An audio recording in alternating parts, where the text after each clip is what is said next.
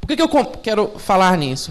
A estrutura que está sendo apresentada, que leva a esse conjunto de direitos, ela organiza depois, e esses conjuntos de direitos são conjuntos de direitos amplos.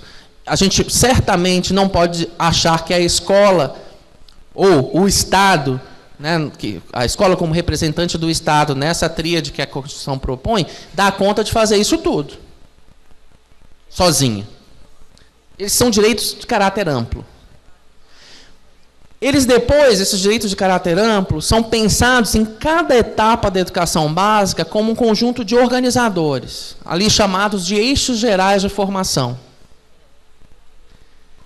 Esse conjunto de organizadores traduz aquele conjunto de ações que aqueles direitos propõem para a educação básica, para a ação própria daquilo que a gente pode fazer dentro da educação básica. Então, esses eixos de formação, no caso da educação infantil, eles são chamados de campos de experiência, por uma especificidade claramente estabelecida de que nós temos na educação infantil crianças de 0 a 5 anos. 5 anos e 11 meses. Desculpe. Então, esse conjunto de eixos de formação, que são chamados campos de experiência da educação infantil, vai tratar daquele conjunto de experiências, ou daquele conjunto de conhecimentos, mas essencialmente de experiências, que precisam ser ofertadas às crianças na educação infantil, que estabelecem, a partir disso, a relação do eu, o outro e o nós, é o nome do primeiro campo de experiência, o corpo, os gestos e os movimentos, traços, sons, cores e imagens, escuta, fala, linguagem e pensamento, espaços, tempos, quantidades, relações e transformações. Não vou me aprofundar nesses eixos, porque certamente a Rita vai falar com muito mais propriedade do que eu, Helles, professor de matemática, sobre a forma com que eles impactam, no jeito de que se pensou, e aí é uma questão importante, os objetivos de aprendizagem e desenvolvimento que aparecem na educação infantil, no ensino fundamental e no ensino médio. Então, só vale a gente olhar para os objetivos de aprendizagem e desenvolvimento se eles têm esta função de serem integrados nessa proposta que é uma proposta formativa geral. Porque, senão, o nosso trabalho vai ser, aí sim, de uma restrição de autonomia absurda, que é fazer, corrida ou gincana de realizar objetivos de aprendizagem. Esse é um risco que a Base Nacional Comum Curricular organizada dessa forma traz, e a gente tem que estar muito ciente disso. Temos que estar cientes disso. Os objetivos eles são importantes para fazer uma definição na sua clareza de pontos importantes a serem chegados, mas eles precisam estar articulados numa formação que integra um sujeito, um ser humano. Porque senão a gente segue na proposta formativa de dizer que, bom, ele é ótimo, e vocês, a gente já ouviu isso, ele é ótimo em língua portuguesa, mas ele é muito ruim em matemática e, portanto, enfim, ele fica uma coisa que o estudante deixa de ser o centro, ele tem que estar sendo submetido àquela necessidade que é o componente curricular que dita. E a gente tem que inverter essa ordem. A proposta formativa é de inversão dessa ordem. Eu acho que um pouco essa segunda versão avança nesse sentido. Né? Mas não esquecendo que é um risco, sim, se a gente for olhar apenas para os objetivos de aprendizagem específicos daquele ano, daquele componente curricular. Então, esses objetivos gerais de formação para o ensino fundamental, eles são traduzidos em 4 eixos gerais de formação. Quais sejam? Leitura do mundo natural e social. Então, aquele direito, né, análise crítica, ele é traduzido aqui como a necessidade de termos os conhecimentos construídos pela sociedade que nos permita fazer uma leitura do mundo natural e social. O que vai implicar, obviamente, no segundo grande organizador, que é o desenvolvimento de múltiplos letramentos, A ideia do letramento como a capacidade de ler, escrever, interpretar, não refere-se aqui, na Base Nacional Comum, nessa segunda versão, apenas à ideia da língua escrita, ou falada, né, na língua portuguesa, mas refere-se da capacidade de fazer isso usando linguagens próprias, conceitos próprios de todas as áreas de conhecimento, inclusive linguagens artísticas. E eu quero reforçar a ideia do inclusive linguagens artísticas, porque também a gente tem essa mania de falar ou de hierarquizar os componentes curriculares, que é uma coisa que eu acho que a gente também precisa superar. Eles estão todos importantes para a formação desse sujeito. E a ideia de multiletramentos ou letramentos múltiplos, ela é uma ideia que carrega consigo bastante significados que precisa, e também no sentido de estabelecer integrações. Esse segundo organizador não fala apenas em letramento, mas fala também na capacidade de aprender, no desenvolvimento da capacidade de aprender, no desenvolvimento de estruturas cognitivas, de questões emocionais que suportem esse aprendizado. Nós não somos apenas cognição e nem apenas emoção. E a gente não está apenas submetido àquilo que é da nossa questão que é interna. A gente está submetido a um conjunto de circunstâncias que são a forma com que a gente se relaciona com as outras pessoas. Criar ambientes de aprendizagem que nos permitam esse desenvolvimento, com segurança, para poder errar. O erro faz parte do processo de aprendizagem, sendo acolhido nas suas manifestações. Então, essa ideia da capacidade de aprender também é colocada como um eixo organizador para o ensino fundamental. Outra questão, ética e pensamento crítico. Outro organizador, também fundamental e importante. Seja o desenvolvimento, ou seja, a partir do desenvolvimento da minha capacidade de ler o mundo natural e social, tendo múltiplas linguagens para fazer essa leitura, eu preciso olhar quais são os fundamentos éticos que me propõem, ao fazer essa leitura, construir uma sociedade que ofereça oportunidades mais equânimes para todos. Então, esse é uma questão importante. E vejam que eu estou falando de todos eles, todos os componentes curriculares e áreas de conhecimento devem contribuir para isso. Isso não está, eu não vou fazer o primeiro sendo de tal ciência, ou do outro sendo só da matemática, assim por diante.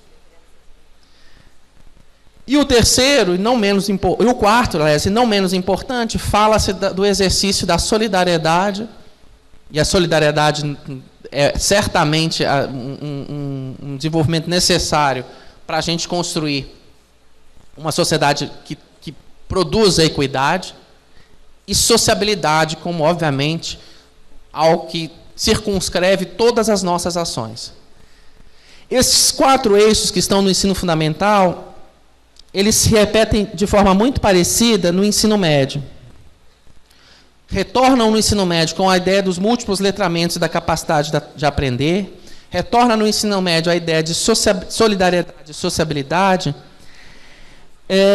Contudo, a ideia de continuarmos desenvolvendo o pensamento crítico se amplia para a ideia de desenvolver projetos de vida. No ensino médio é especialmente enfocado a ideia do desenvolvimento de projetos de vida. E, ao pensarmos nessa questão, pensando no ensino fundamental, de uma leitura do mundo social e natural, chegamos no ensino médio à ideia de uma intervenção no mundo natural e social. Ou seja, é preciso, sim, compreender que a gente intervém nisso, a gente precisa no mundo social e natural, todos nós intervimos. E construir formas de intervir no mundo social e natural sustentáveis, que respeitem os direitos humanos, que respeitem a necessidade de produzir riqueza para que a gente tenha oportunidades iguais para todos. Então, esse conjunto de organizadores, são chamados eixos gerais de formação, deles decorrerão, portanto, o que aparece também no documento da base, um conjunto de objetivos gerais de formação. Esses objetivos articulam as áreas de conhecimento. Tem o objetivo de produzir integrações. E, por fim, chegamos aos objetivos de aprendizagem e desenvolvimento, que só tem sentido se servirem a esta formação de caráter integradora. Então, era um pouco sobre essa estrutura que eu gostaria de chamar a atenção, embora vá ter um grupo que vai especificamente discutir com mais profundidade nos textos introdutórios esses conceitos gerais, a análise das propostas formativas que aparecem em cada componente curricular, depois em cada área de conhecimento e depois em cada etapa da educação básica, ela precisa estar submetida a essa visão de caráter mais geral. E um documento, pela sua extensão, obviamente, essa leitura às vezes fica prejudicada. Então, a intenção de um pouco da minha fala era mostrar que existe uma coerência nesse sentido e que ela precisa ser melhorada para que seja colocada à vista, enfim, à prova, essa estrutura, ou uma estrutura mais enxuta que permita olhar a Base Nacional Comum Curricular como esta referência. E aí, de novo, é importante termos um documento de referência? Eu acredito que sim, trabalhei muito nesse sentido. Talvez não com a especificidade que nós tenhamos, chegando ao objetivo ano a ano, mas, enfim, esse foi o processo que nós construímos até aqui. Mas a gente tem que entender que a Base Nacional Comum Curricular é uma referência. Nenhum professor, nenhum educador, nenhuma comunidade escolar constrói o seu currículo com uma única referência. Ao interpretarmos o que quer que seja um documento final de referência, nós trazemos consigo a nossa referência de formação. A nossa formação no componente curricular específico. Aquilo que nós decidimos com os nossos colegas no momento que a gente produz uma proposta formativa da escola, ou daquela série. Aquele conjunto de materiais de apoio que a gente resolve usar para construir as atividades de formação na escola. Essas são referências também.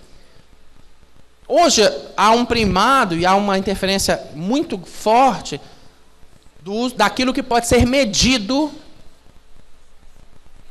nas avaliações de larga escala que nós temos, não só em nível nacional, mas também em nível estadual e municipal. Essa é uma outra referência, mas, de novo, é uma referência. Nem tudo que a gente faz no currículo pode ser medido por testes padronizados. É importante a gente construir instrumentos próprios que nos permitam observar essa aprendizagem e esse desenvolvimento. A Base Nacional Comum Curricular, ela é uma referência importante de caráter nacional, mas não pode ser pensada como única, como a única referência que nós vamos usar. Por mais clara e objetiva que ela seja, ela será sempre fruto e objeto de múltiplas interpretações. E que isso deve acontecer porque a gente tem uma educação que acontece na escola. Currículo se faz na escola, no dia a dia da escola. Esse conjunto de referências que eu citei, a gente pode citar muitas outras, às vezes a gente é impactado, inclusive, por um filme que a gente vê, um livro que a gente lê, independente da área de que nós somos, isso impacta na nossa proposta formativa, qualquer que seja a área de conhecimento que a gente trabalha.